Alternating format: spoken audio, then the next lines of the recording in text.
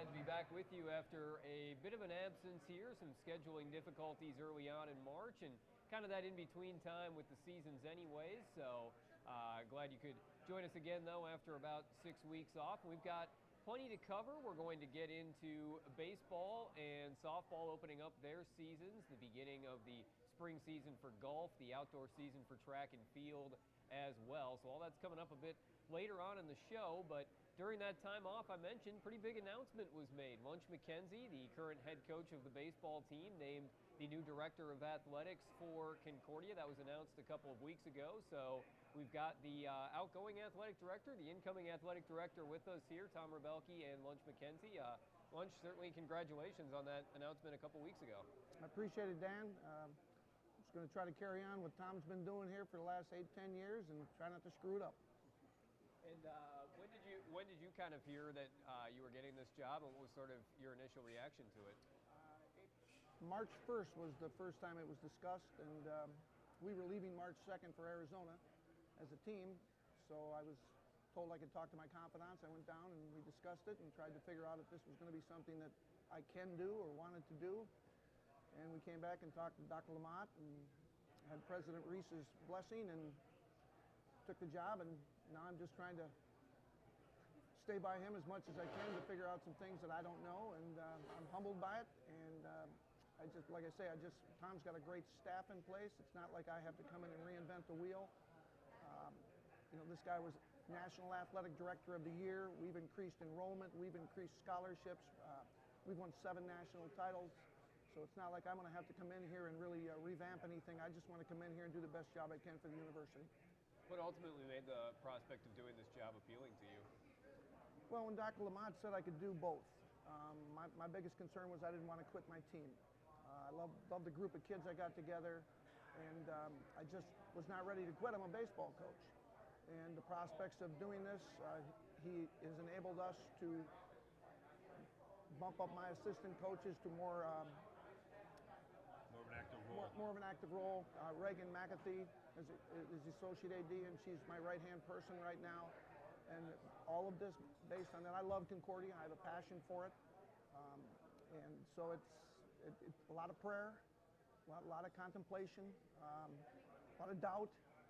But overall, now I'm fired up and ready to go. And like I say, I'm just going to try to learn as much as I can from Tom while he's here. And I'm sure his phone will be blowing up for the next year and a half when I have questions as to how do you handle this, what do I do here, and let's move forward. And you know, and the staff that he has in place right now is really going to help him a lot. Obviously, Reagan's very good at what she does, and so it's not going to be it's going to be a big change, it's going to be a big adjustment for him. Just the fact that, you know, he's going to be busy. He's going to be really busy for 12 months a year now instead of just 4 or 5 or 6 months a year. He's going to be really busy, and I think, like you said, you're going to give your staff, your baseball staff, a little bit more of an active role, a little added responsibility, and that's going to take a little off your plate for you. That's going to help you a lot. But you know what? Like you said, he's got a strong passion for Concordia, and that's what, you know, that's a huge part of the job, is just wanting to be. It's not really a job anymore. It's really a way of life now. It's not you can't go into a weekend series in basketball or volleyball or football and say it's just the way it is. You're just going to be there because it's not because you have to be there. It's because you want to be there. You know, you want to be there to support all the student athletes and of course your coaches. And so Lunch will do a great job with him. I'm really excited for him. I'm happy for him, and I'll help him any way I can, obviously. It's a transition you made as you were a former softball coach before taking the job. Is it kind of, you mentioned that 12 months of work, was that the biggest adjustment you noticed in switching from the roles? What I found, and I talked to Lunch about this earlier, what I found was every day starting in January, when you got to go to practice at 3 or 3:30 in the afternoon, and you got 5 people standing outside your door wanting to talk to you. You know, that's why I said earlier that Marcus and the rest of his staff is going to play such a big role. Because there's going to be days when you're going to say, hey, Marcus, I'll be there as quick as I can, but might not be at 3:30. You know, so I think that's the biggest adjustment is time management, making sure the coaches and your staff knows that you have to go to practice here at 3:30. So if you have something that needs to get taken care of, please come and see me earlier, and let's get it handled. And that's going to be the big adjustment for him. That'll be the biggest adjustment for him, I think. Otherwise, the rest of it, you got Reagan, you got Lindsay there, you got Tom Nyman there, you got others, and Josh Deere and Tom Maurer. These people all know what they're doing, and they don't. It's not like you need to be there looking over their shoulder, for 8 hours a day. You don't have to do any of that. They take care of it. They help you more than you help them. So, yeah. We're going to talk about your team a little more here coming up on the show, but they've gotten off to a great start. And how much confidence do you just have with the assistant coaches you've put in place that they can kind of handle this role? Well, I kind of laughed in the fact that I give them a major role anyhow. Part of what I do is I'm the boss, but I want to let these guys coach. And I have to reel them in every now and then because they're a little younger than I am. But John Gobb played in the major leagues. Marcus McKenzie was a Division I pitcher, was 7-1 as a senior, 7-0 in the Northwoods League, and played 4 years of professional baseball. Steve Butler played 7 years of professional baseball. Neil Lerner is the dean of students at Hopkins, was a very successful head high school coach and has been with me. I can just kind of get out of the way and manage. And I've kind of told them I believe what I'm going to become is a manager. I'm going to manage the team. I'm still going to coach third base. I'm going to run the game. But I don't have to be at practice. I mean, I can't teach them as much about pitching as Marcus and John can. Neil Lerner was one of the most disruptive players I ever coached against. He was an All-American at St. Olaf. So it's going to be business as usual. Those kids don't need to hear just from me. Yeah, we've gotten off to a great start. It'd be nice to get ahead in the game. Once in a while, we've come from behind 8 times. But we're excited. It's been fun. It's a really good group of kids. We got our mid-semester grades 2 weeks ago. We had 149 grades. 8 were below a B. Now, when I have a group like that, I can concentrate on what I'm trying to do as a baseball person, a recruiter, a fundraiser. I don't have to babysit these kids off the field. And it's just a testimony to them and how they bought into this program. It's an incredible group of kids. Hard-working group. Hard-working group. Yep.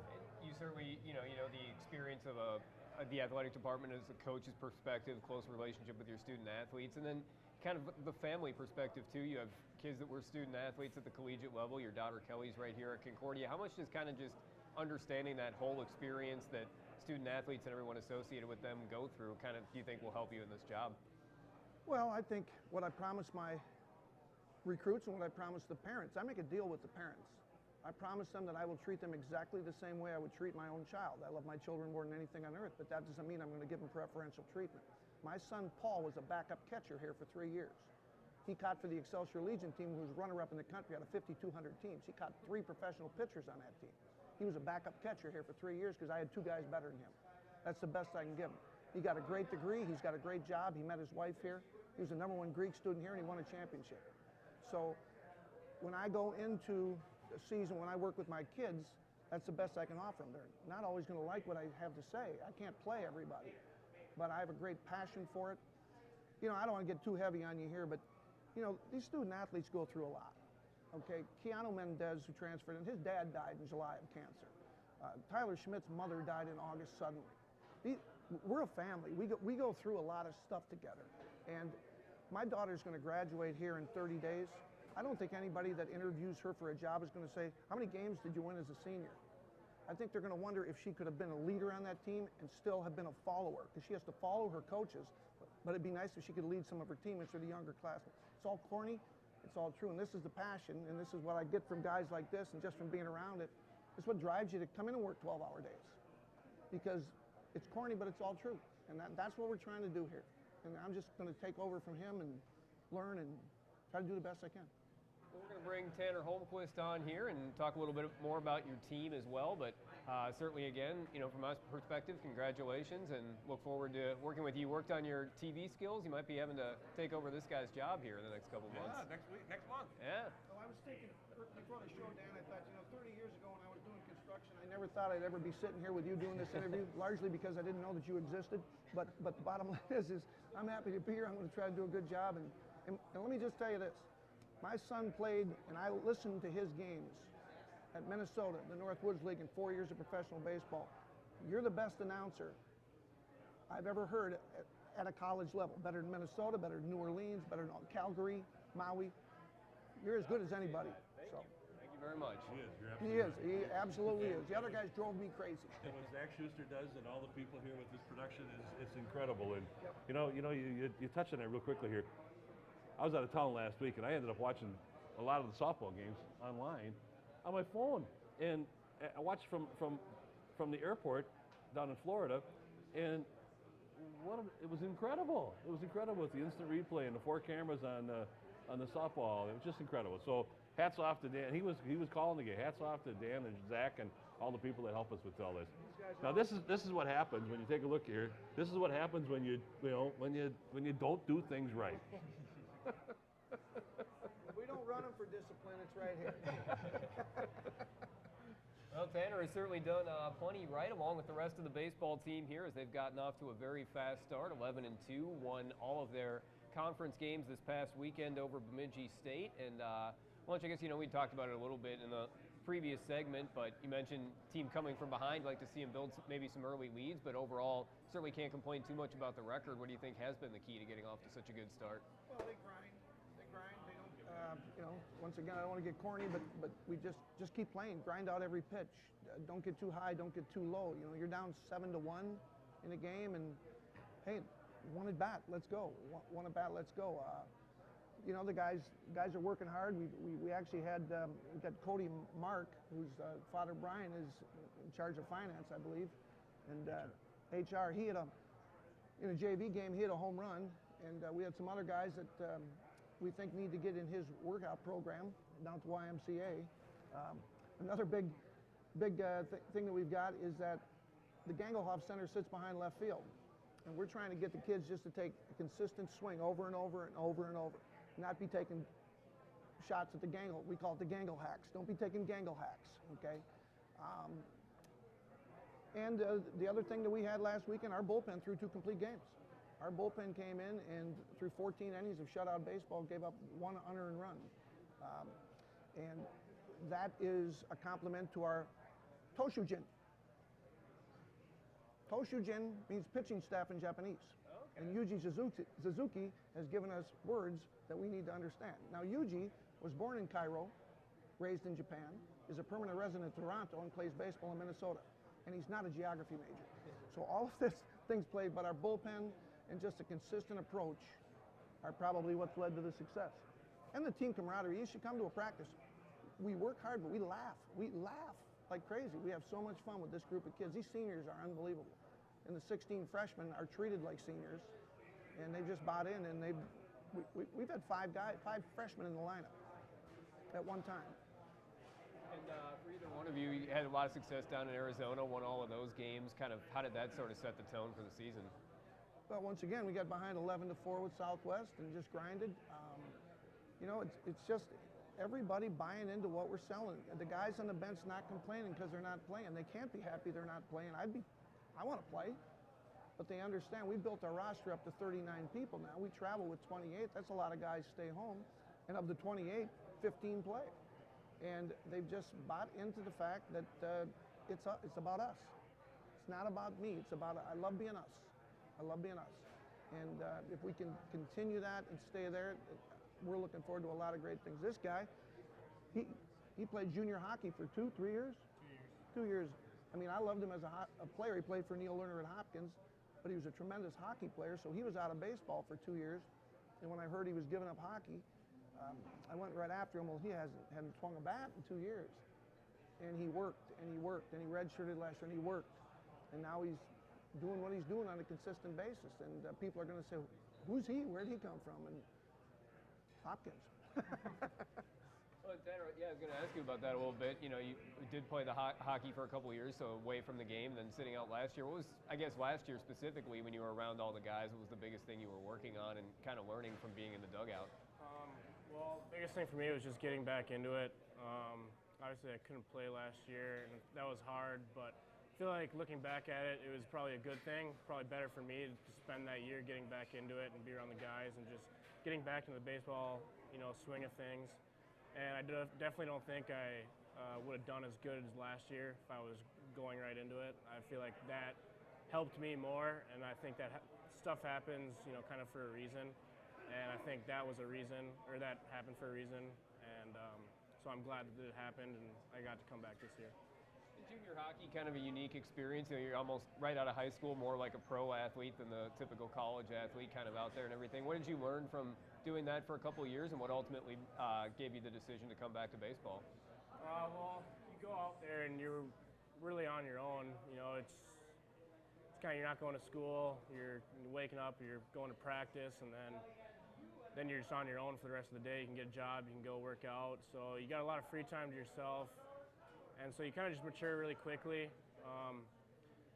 So that was the biggest thing. And then, you know, coming back and bringing that here was just kind of just the maturity of it, is getting that 2 years of those, you know, those years of just spending it on your own and then bringing that here. I think the great message here is John Gobb played in the major leagues. This guy played 2 years of junior hockey. John Gobb got as high as all of us want to go. He's 31 now. You know what he's doing? He's back at Concordia getting his master's degree. Bottom line is, he's coming back to get his degree so he can move on and be successful and take all the lessons he's learned here and be more successful, be a better husband, be a better father, be a better parent. And that's the deal. I mean, athletics is just a stepping stone. It's just a platform for us, because this is what we're doing here. And these guys are great examples of that. Well, guys, congratulations on the fast start, and we'll talk to you again next time on the show. All right, sounds good. Thanks. You got it.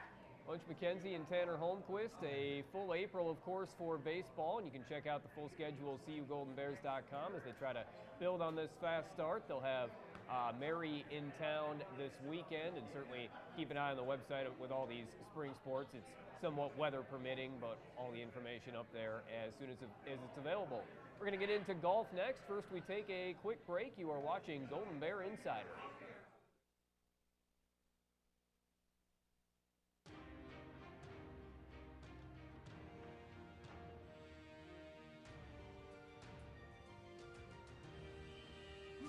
Practicing the fundamentals, that's the key to success. At Northwestern Mutual, we focus on proven principles, facing challenges together to help reach your financial goals.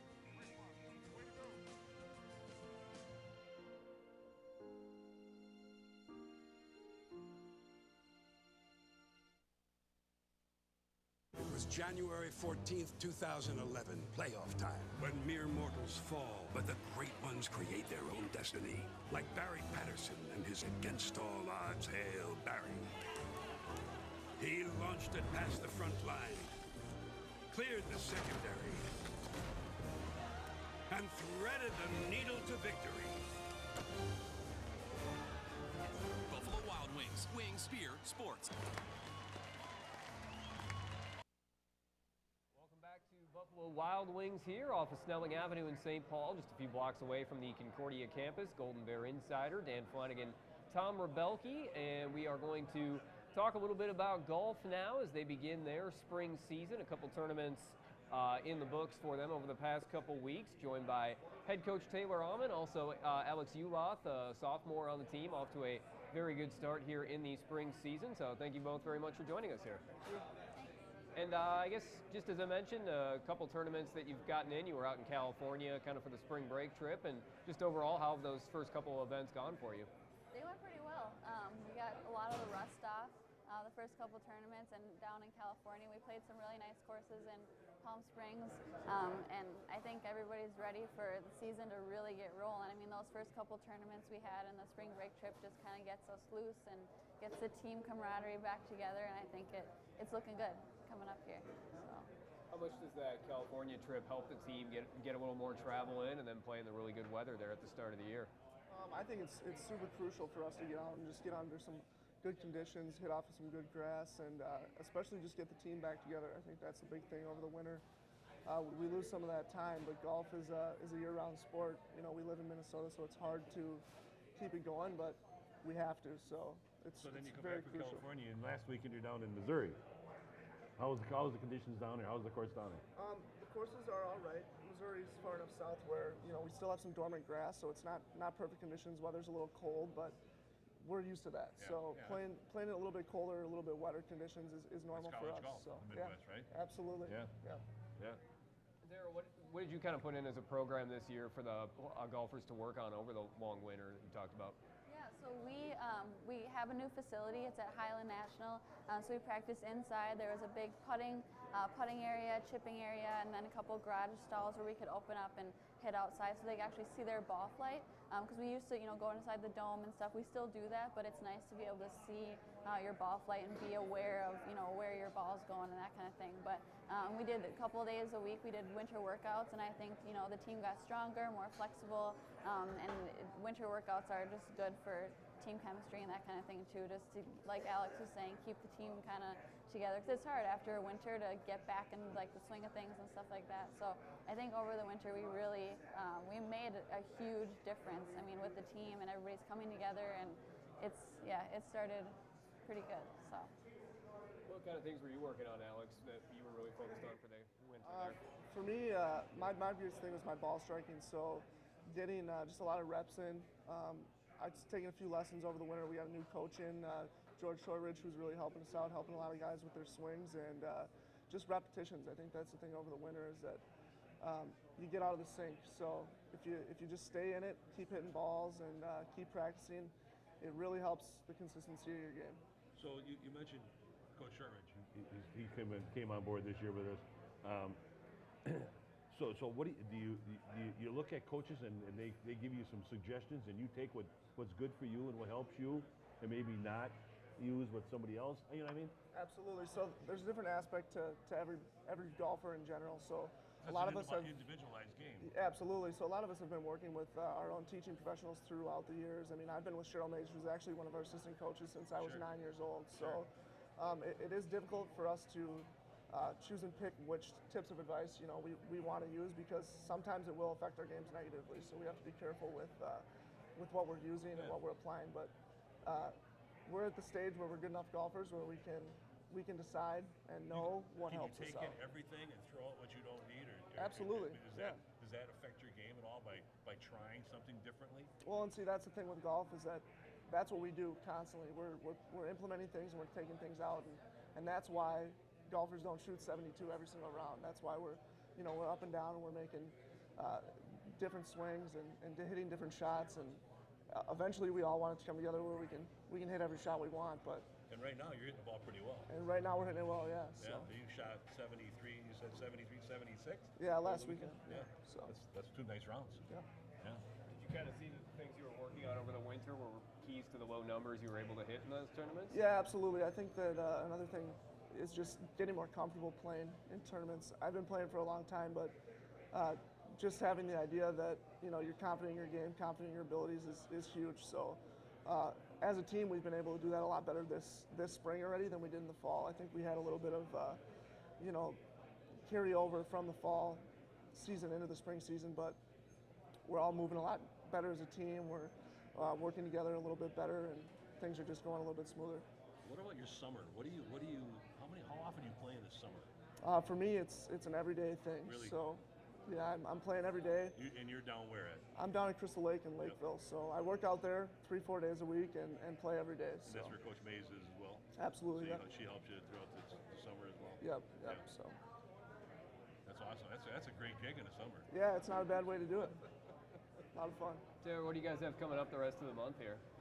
So we're at Upper Iowa this weekend. Men and women are at the same tournament, so that's always a fun one. And then guys have conference next weekend, and then the girls have conference 2 weekends from now, and then it's regionals. So we're pretty excited. We're pretty. I think we're ready. I think our team does a really good job of peaking at the right time. So we're climbing that ladder right now, and I think it's really going to come together pretty well for us. So we're just crossing our fingers that the weather stays good. Looks like windy conditions this weekend, but we got to play. So remind everybody where the conference tournaments are held this year. So the men's conference tournament is at Smithville, Missouri. So Paradise Point. So it's the guys played it last weekend. So it's I think it's going to be a good track for them. It's not too difficult, but it's difficult enough to challenge them, and the good teams will rise. So I think it's going to be really good. And then the women are in Morton again. They're there every spring season. So it's a tough course, but I think that our women like it. They know how to play that course. The freshmen are going to have to learn how to play it, but it's a good test, just like the men. It's their good test for conference, so it'll be good. Yeah. Talk to you about it next time on the show. We thank both of you for joining us here today. Thank Thank you you. very much. Thank you very much. Taylor Auman and Alex Uloth here on Golden Bear Insider. And again, I guess we sort of got off this first Thursday of the month schedule, but we tape it about once a month. I think we're planning on trying to do 2 more shows here before the end of the academic year. So one in a couple weeks, try to get one in at the early part of May as well. You can certainly check out cugoldenbears.com to get the information on that, but we encourage you to come out, not too far from the Concordia campus. Certainly give you plenty of notice if you want to attend a taping, and had a lot of fun doing it here over the course of the last few months. So Nice a couple more here. Yeah, it's definitely a good atmosphere in here, and we encourage you to come on out, but certainly you can always check it out anytime you want as we post it up on YouTube as well. I guess if you're watching it, you've figured out that part of it. But we are going to get into track and field now as they begin their outdoor season, talking to them throughout the indoor season as well, and joined by head coach Sam Johnson today, as well as Erica Young. Appreciate you joining us. Thanks for having us. And I guess when we talked to you, you were just before kind of the final meets of the indoor season, getting ready for conference and all that. Overall, were you pretty happy with the way the indoor campaign wrapped up?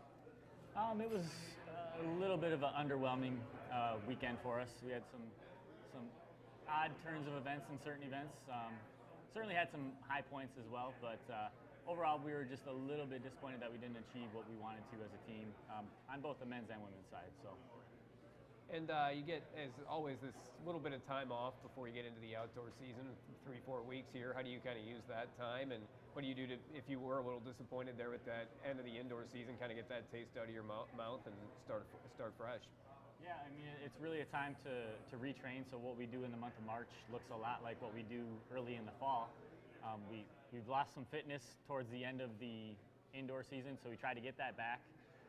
And then, yeah, more than anything, it's just kind of transitioning the mindset of being a little disappointed and trying to, change the gears and take a little more positive energy into the outdoor season. You opened up with a meet down in Kansas at Pittsburgh State. What did you kind of like about starting the season with that meet, and what did you see there? Well, we took a small group down, planned to be at Concordia-St competing at their meet on, it was Saturday the 26th. They ended up having to cancel their meet, but we found another place to go down in Kansas. So we brought that group, a small group, down to train for a good chunk of the week, and then competed on Friday. And the plan worked accordingly. We were hoping to get some pretty good weather, and we had nice weather to train in, nice weather to compete in. And Pittsburgh State, they were great hosts. I mean, they have an awesome facility, and they ran the meet very well. So it was worth our time and energy for sure. Erica, how did the indoor and outdoor seasons compare for you? Yeah, it kind of, as you said, it kind of follows the same pattern. So like in the fall, we have a lot of more longer, a lot of conditioning and that kind of thing. And then going into closer to indoor conference, we have a lot of taper, quicker things. So then it's kind of hard to get back into that conditioning after conference, but it's exciting. I mean, I like both indoor and outdoor. They're both equally fun. Now, the Young family, we've had a lot of your sisters, and you're number 3 in the Yep, group? Yeah. 3 of 3. Yeah. And you're the youngest? Yep. Yeah. Yep. Is it kind of nice to be able to press that reset button a little bit in the middle of the season like that, keep it from maybe getting to be a little bit of a grind if you were just kind of going through for 5-6 solid months? Yeah, it is nice having, it kind of helps your mindset switch from indoor to outdoor. It's definitely nice for a lot of the events, like 800, we do 4 laps inside, so, and then when we go outside, we have only 2 laps, but just mentally, like some things like that kind of help you switch it up. And what is the biggest adjustment going from outdoor to indoor? Or from indoor to outdoor? Sorry. Is there a big adjustment? It's supposed to be. Not too big for you. I don't know. Mentally, it's fine. Yeah. Your splits are supposed to be a little faster because there's not as many curves. How about weather? Does weather affect you? Yeah. Yeah. For sure, weather. I mean, indoor, you know it's going to be 65 or 68 or whatever it is. You go outside, you might be running in 40-degree weather or 35-degree weather. Yeah, that's true. I would say rain, that's the biggest. The elements, does that affect much? I don't mind rain too much, but for sure the cold weather helps. You have to warm up a lot longer and keep warming up And to your stay events warm. are distance, middle distance, right? Yeah, kind of a mixture, multi-events. So we have the jumping, Yeah. running, throwing, yeah. Yep. So. Coach, from your perspective, are there some athlete groups that affects more than others to go outside? Yeah, the sprint groups, they tend to like the warmer weather. So early in the outdoor season, you see a lot of cold aversion. You know, athletes complaining about being outside working out, at least on the sprint and jump side of things. But really, the distance runners, they run outside all winter. Right. They're crazy, right? But when we're in the low 50s and 60 degrees and it's kind of overcast, those are the best meets for them to be running. They enjoy it because it's not too hot.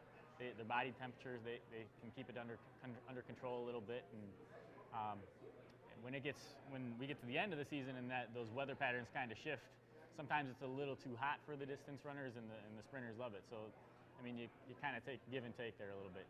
The perfect day for a track meet is 70 degrees and sunny, in my estimation. But. And That's what we're going to have on April 16th. Exactly. 70 degrees and sunny. In charge of that, right? I'll let you know. I'll let you know on the 16th. I'm in charge of that. April 16th, the Holst Invite. You've hosted it the past few years, and what do you have you been able to think much about kind of that event? Getting excited for it? Yeah, we're in the planning process right now. It's going to be a huge meet, bigger than any Holst Invite we've ever hosted, so we're really excited about that. And 34 teams?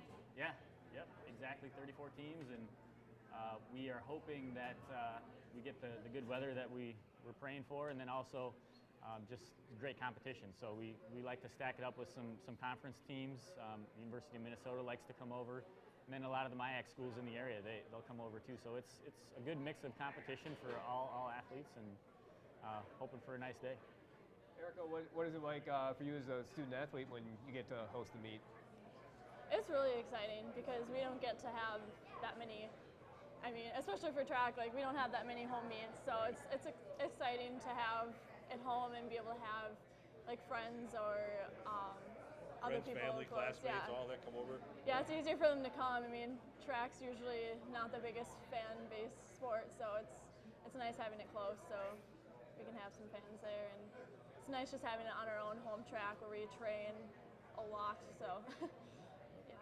Outside of the Holst Invite, any other meets that kind of stand out on the schedule here over the next few weeks? Well, next week we're doing a conference showdown meet with the MIAA, so regional opponent, and a bunch of our conference schools are going down, and the MIAA conference schools will be there. That's kind of an early highlight meet for us. And then as we get a little bit later into the season, we'll have the Drake relays for our relay teams, and on that same weekend, conference multi-event championships. So that's kind of the last weekend in April. And then we'll kind of re-gear and we'll get set for the conference championships the second week in May. So those are the main highlights. We'll be competing every weekend from here on out. So. And this morning, we just met this morning to talk about the Holst Invite coming up on April 16th.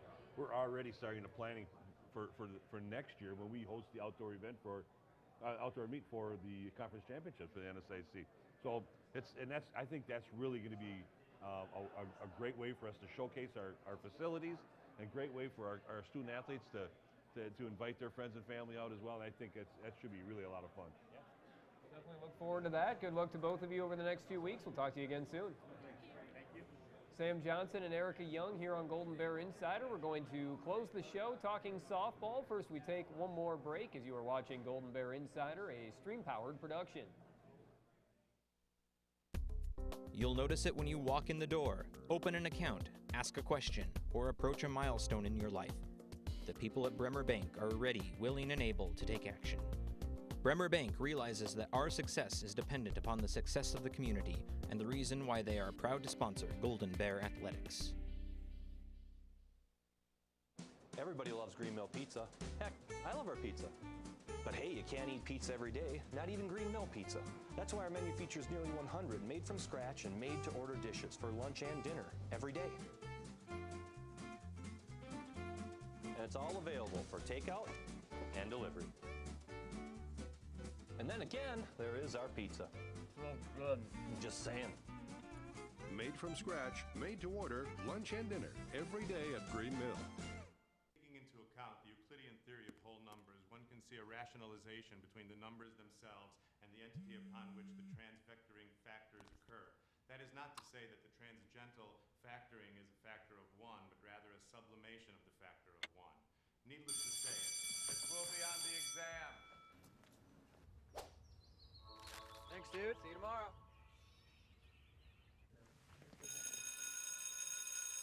Jimmy John's. Order online at jimmyjohns.com. Welcome back to Golden Bear Insider. Dan Flanagan, Tom Rubbelke with you. We close out the show, as I mentioned here, talking about softball, joined by head coach Bob Bartel and senior outfielder Kelly McKenzie. Appreciate both of you joining us here today. Thank you for having us. And you've been able to get a few games into the conference season here now, and a lot of non-conference games, as we talked about last time you were on. What have sort of been your takeaways here from the early part of the season? Well, we'd like to have better results for sure. But we got a good group of girls that just need to learn to win the closer games, and I think that would help boost our confidence immensely. And we've had some leads late in the game that we've given away that I think tend to hurt our confidence going into the next game. So we just need to learn to win the closer games and stay focused for 7 innings or 9 or 10, whatever it takes if we go extra innings. And I think we'll be just fine if we learn to, just play the next pitch, one pitch at a time. I think some of us tend to get ahead of ourselves and are worried, a little too worried about what could happen instead of just worrying about what's happening. You try to make progress in the second half of the year. Earlier this week, you had a tough game 2 to your doubleheader on Monday with the 9th inning of that game, and then game 1 didn't go well for you the next day against Southwest, but you were able to come back, get a good performance in game 2. Did you kind of see some progress from that, and can that maybe be a springboard here over the next few weeks?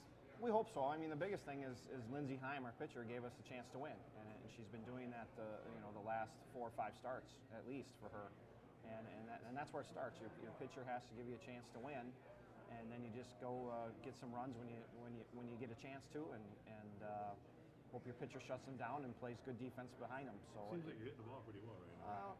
Yes, we're not consistent enough, I don't think, but especially when we get runners on base in scoring position, we need to get that. We need to get those runs in. We've left a lot of runners on base in bases loaded situations with less than 2 outs, and again, I think that part of it is confidence and believing in the ability that you're going to get that big hit, and focusing and not worrying about if you don't get that big hit. So. We just need our pitchers to give us a chance, and I think we'll be fine, because I think for the majority we've been playing pretty good defense behind them, better than earlier in the year. I think we're making some good plays defensively. We've left a few out there, but I'm really happy with our defense and consistency. Now we just need more consistency in the pitching and more consistency on the offensive side. So, and I'd like to see us get ahead in some games so we can run a little bit. So we got some kids that can run, but it's tough to run. And when you're behind early, so. Kelly, you're entering your senior year. How about that? 4 years. I know, it's crazy. We just purchased our caps and gowns yesterday, and it was pretty surreal. I remember coming in as a freshman and thinking it was never going to end, and now I'm 30-something days away from it being over. Goes quick. Yeah, it does. Really quick.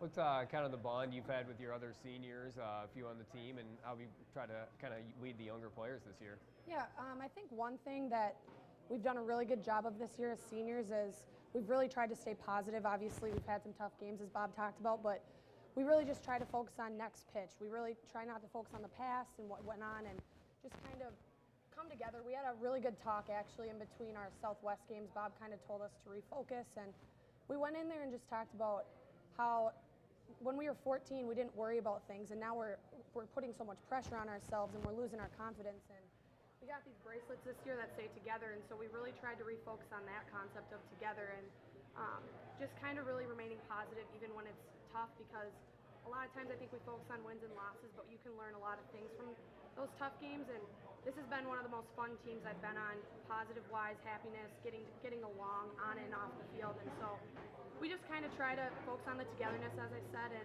really remaining positive no matter what's going on in the games, and picking each other up and just being the best teammates we can be. So I think that's been something we've really tried to focus on. Good for you guys. It's awesome. You and another one of the seniors, Jamie Fleischack, are kind of similar in that even if your batting average has been down a little bit, drawing a lot of walks, still pretty good on base percentages. What's sort of your philosophy there in terms of approach at the plate? Yeah, I mean, I think my dad and me were just talking about the other day, I kind of sometimes get myself in holes taking too many pitches, and I think Fly does the same thing, but I I think a lot of times we're just trying to go up there and see a pitch we like and hit it. And as Bob said, we overthink it a little bit sometimes. And I think we're just really trying to not focus on statistics. We've hit a lot of really hard balls right at people, and the stats obviously don't show that. So we're just trying to remain positive and not get down on statistics because it'll come our way. We're just going to keep working hard. And yeah, it is funny. We have drawn a lot of walks, the two of us, but we also had a few strikeouts. So it can hurt you, but we're just trying to, keep that positive leadership and really show the younger kids that it isn't about statistics. It's just about being a good teammate and being out there and having fun. And the statistics will come your way if you work hard. So I think we're just trying to remain with that mentality. And one of the traits for softball over the last few years has been you guys get better as the year goes on, and you may always try to make a big run at the end of the year, and you've had a little success with that over the last 3-4 years. I think my goal is number one, just we got to get in the top 10 and get to the conference tournament, and if you're playing well by then, you have a chance. But I think too many of our kids get caught up with statistics. I'll be honest with you, I haven't looked at stats other than on-base percentage. I don't care what their average is. All I care is you get on base. I don't care if you get on base with a walk, error, doesn't matter to me. You got to get on base. And batting average to me isn't a great stat to look at, and I think too many kids get caught up in looking at their batting average. I look at on-base percentage and fielding percentage, to be perfectly honest with you. There's no game until somebody gets on base. No, and Kelly, is exactly right. Her and Fly drew a lot of walks, and I've kind of bounced Kelly around a little bit in the batting order, and now she's back in the 9 spot, which I think she's pretty comfortable in talking with her because she gets to see probably some better pitches. And we need the bottom of the order. We need somebody in the bottom order to get on base consistently. So, it's a tribute to Kelly that she does have a good eye, and she has a great approach. She knows what she wants to do at the plate. She has an idea of what she wants to do, and it shows, because she does get on base so much. And same with Fly. Again, I'd like to see Fly be a little more aggressive. She's always been one that's comfortable taking a strike or two, but against better pitching, I don't think you can take 2 strikes. You can't get down 2 strikes, you're in trouble. Stats will back that up. So, but as far as the seniors go, they've been great leaders. Frankie and Kelly and Fly have done a great job. Keeping these guys positive. So, which isn't always easy to do. So. How about injuries? I was in the training room yesterday, and it was a pretty full house actually. So, we're hoping to have everybody healthy. But we have our freshman shortstop's got a bad back right now, even though she was grimacing around the bases the other day when she hit the home run, and because her back's bad, and Lizzie Swenson, our third baseman, turned an ankle, and we've got we're a little beat up when you play that many games in a short period of time. So, pardon? Little tweaks. And they're gonna have to learn, especially the young ones, that this is college softball, and you might have to play through nagging injuries. So and I think they did. I didn't realize Justine's back was hurting her until she didn't smile when she hit a 3-run homer. So I found out, but they're pretty good, tough group of kids. I think you'll see them all in the field. Good. Kelly, before we let you go, we had your dad on earlier, named the athletic director a couple weeks ago. Kind of, if you can just tell us a little bit about the story of how you found out about that and kind of your reaction to it. Yeah, so my dad had texted me and asked if I was coming to chapel that Friday, I believe it was. And he was pretty adamant about it, and I kind of was like, all right, yeah, I'll come. Why are we all going to chapel? And so, it was funny because I showed up, my car was actually in the shop, so I was sprinting across campus to make it on time. And I walked in, and him and Marcus were sitting in there, and they had left a seat in between them. And I kind of noticed a lot of the baseball players were there and all the coaching staff. And so I kind of had I was kind of wondering what was going on. And I sat down, and the service was great. President Reese did a really good job. And afterwards, he said he was going to make an announcement, and I knew that my dad was on the committee to pick, so I had never assumed that he was going to apply for the position, which he didn't. But that didn't even cross my mind. So as I was sitting there, he starts talking about Rubes and his position and how they picked a new one, and all of a sudden I look over and they say his name, and to be completely honest, my mouth dropped about 10 feet, and I started to cry just because it was just such a cool moment. I was not expecting it. I was overwhelmed with emotion, and it's just been really, really, I've been very blessed to be at a school where my family is at and be able to go into his office when I'm struggling with something or anything like that. And I couldn't be more excited for him, and I think he really deserves it. And I can't wait to watch how great he does. And it was just a really emotional thing because he's worked so hard to get where he is, and he deserves everything that's come his way. So it was just pretty cool to find out. I mean, everyone thought I knew. So people were a little shocked when they saw my reaction, but I think it made it all the better and kind of made it cooler for me to experience that and be there and just be a part of this. I love this school and I love being a part of it. And yeah, I've been truly blessed to be here with my dad and brother, and I wouldn't have had it any other way. Certainly a fun moment, and good luck to both of you over the next few weeks. We'll talk to you again soon. Thank you. And that will pretty much do it for the show this week. Want to thank all of our guests once again. Lunch McKenzie, Tanner Holmquist from baseball. Want to thank Alex Uloth, Taylor Auman from golf, Sam Johnson, Erica Young, and of course Bob Bartel. Kelly McKenzie is back as well. We'll be back in the next couple of weeks. At some point, we're going to try, as I mentioned, to do 2 more shows here before the end of the academic year. So check out the website, cugoldenbears.com. We'll post that a few days in advance if you want to come out. Thank you to Buffalo Wild Wings for hosting us, and you can come out to the live tapings just a few blocks away from the Concordia campus off of Snelling Avenue in St. Paul. Thanks to Zach Schuster, the Concordia students working the board there, running the cameras. And Tom, thanks. Talk to you next time. This has been Golden Bear Insider, a Stream-powered production.